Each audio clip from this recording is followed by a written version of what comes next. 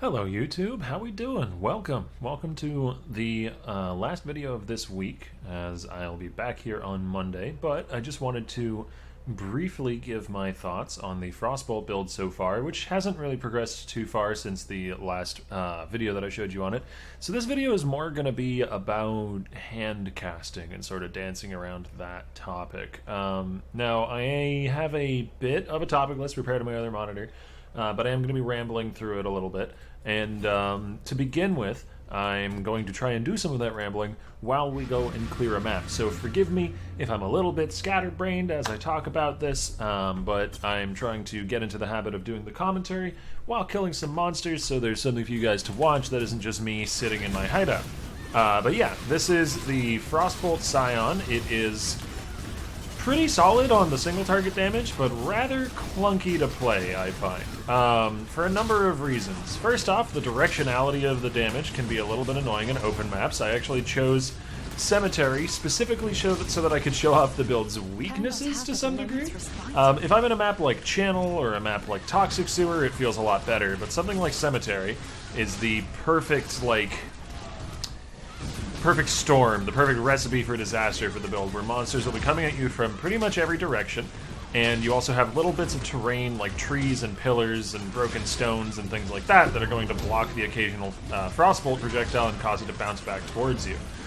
And all of that can make it feel a little bit annoying to actually play the skill self-cast. And the majority of that would go away if I were to simply swap over to a cast on crit setup, which is something I've been really tempted to do as I've played the build. And it very much bothers me because I wanted to do self-cast this league, and I really enjoyed the self-cast Stormcall, but there's just so many builds that run into problems if you don't go the route of automating certain things and all that. But yeah, as we can see, the damage is perfectly acceptable, at least for the tier of content that I'm at. You know, still only at things like early yellows and high white maps, but I don't really expect the damage to be too much of a problem even as we progress into higher tier content. It's just the feel of the build that isn't quite right. And the other half that's contributing to the feel not being amazing is the cast time. And this is the bone I really want to pick right now. The hatchet I want to grind with GGG. I stepped out of that bubble at the wrong time. Come on, would you die? There we go. This is what I'm talking about. Each individual cast feels like it takes a millennia compared to Stormcall, and that's because Stormcall has a base cast time of 0.5, and Frostbolt has a base cast time of somewhere around 0.8. I think it's 0.75, so almost 0.8. And that is a massive, massive difference. May not seem like much, but that is the starting value, which all of your cast speed modifiers are going to be working off of. So the lower that base value is, the more effective your cast speed modifiers are going to be, and the smoother your build is going to play in the endgame if you're doing a self-cast setup. And if I were to play something like cast on crit, or cast while channeling, or turn it into a mine, I would be completely bypassing that downside while still retaining basically all of the benefits of playing the skill.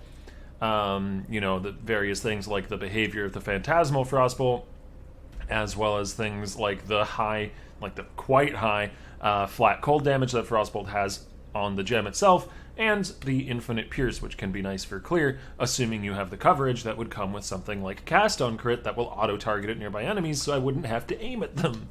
On top of that, I would also be able to automate things like Sniper's Mark, because I could use Mark on hit, and cast on crit requires an attack, so that attack would trigger it. Admittedly, I would then have to solve accuracy, and I would have to solve attack crit, but alternate element builds are actually uniquely suited to doing that, as the Secret of Suffering Brittle effect is a generic crit scaler, so it's very, very nice for scaling both attack and spell crit, and making a cast on crit build much, much easier to accomplish as a result. But yeah, essentially, after having played both the Stormcall, which went extremely well, and this Frostbolt build, which I think I can push through and make it pretty good in the endgame. The numbers look good on paper, but it's just way less pleasant to play. Like, it's not even that the damage isn't there. The map boss died pretty darn quickly. I've done a couple yellow maps. They've died pretty darn quickly, too. I have a lot of room to scale still. My gem is only level 18 or so.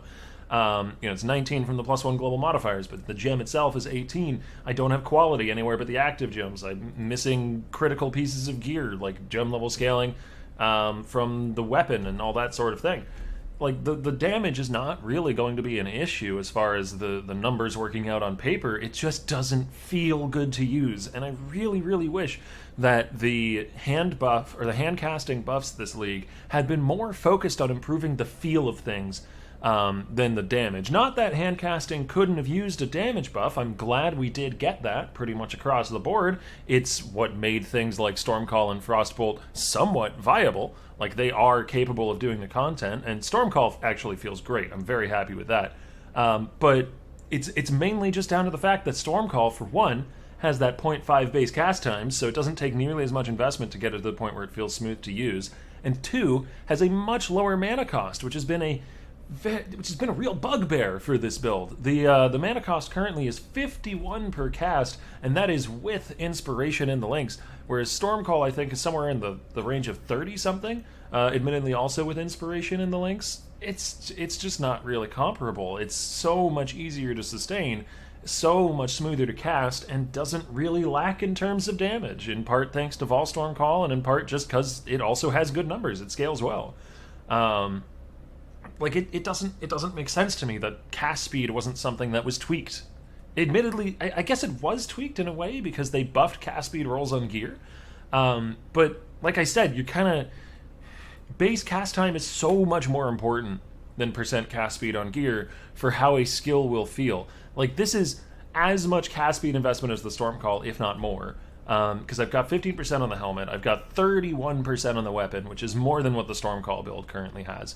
I've got an extra 8 to 10% on the shield. You know, I can get cast speed on the rings, but I have frenzy charges thanks to the mark node, so I have frenzy charges in boss fights. I have onslaught with extra onslaught effect from Graceful Assault Anoint, which is an extra little bit of cast speed there. I do need to get a jewel with cast speed if you've crit recently, but I mean, this is a rather nice jewel. I didn't really want to drop it. I have a cast speed flask. I have cast speed on the tree in a couple of places. You know, around here with the cast speed with cold skills, a little bit over there.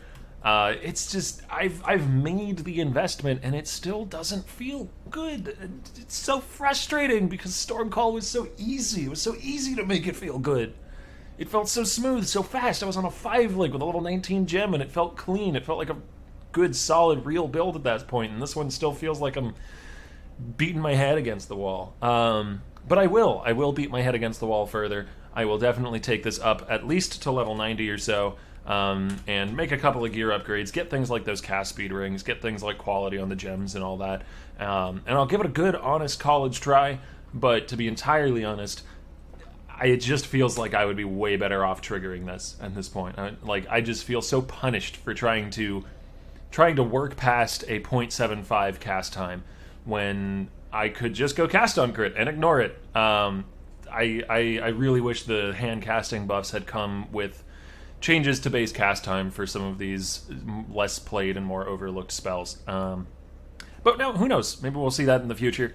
That was my rant. I hope it was enjoyable to listen to, and I will see you on Monday here on YouTube. I will be streaming tomorrow on Twitch, so if you want to watch some Octavian content before Monday pops up, I'll be on Twitch tomorrow, but I'll probably be doing some variety content. I'm going to be doing variety content on Saturdays, taking Sundays off, and doing Path of Exile 5 days a week. So that is the plan going forward, and I hope to see you there.